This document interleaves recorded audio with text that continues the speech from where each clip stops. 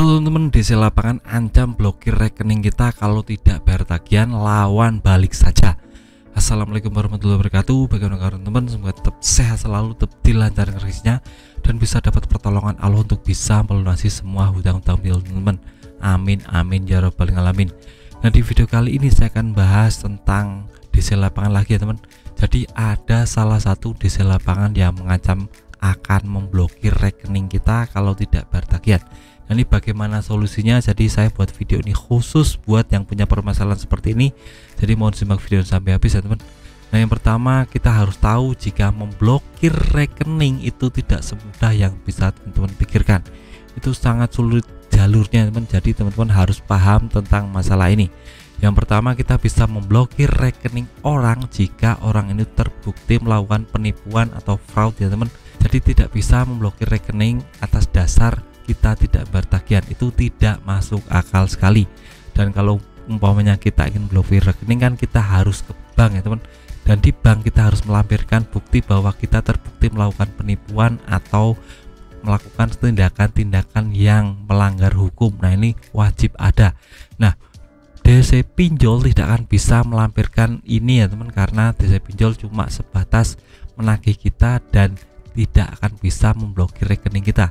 Nah, ini terjadi jika kita melakukan penipuan, pencucian uang atau yang lainnya, itu mungkin bisa terjadi.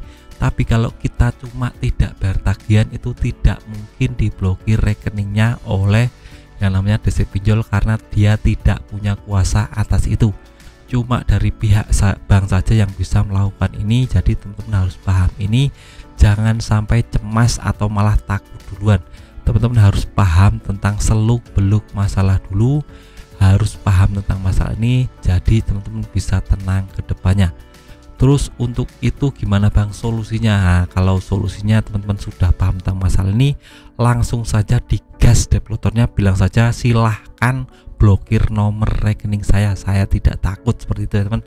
Jadi ini sudah harus teman-teman lakukan, harus lawan balik developernya karena dia melakukan penipuan dua kali. Yang pertama, teman-teman suruh bayar padahal teman-teman nggak punya uang.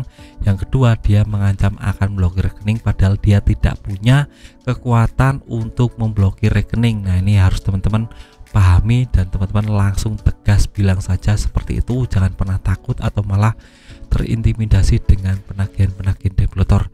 Nah, developer melakukan berbagai macam cara agar teman-teman takut, mentalnya down, karena yang diserang di sini adalah mindset teman-teman, mental teman-teman.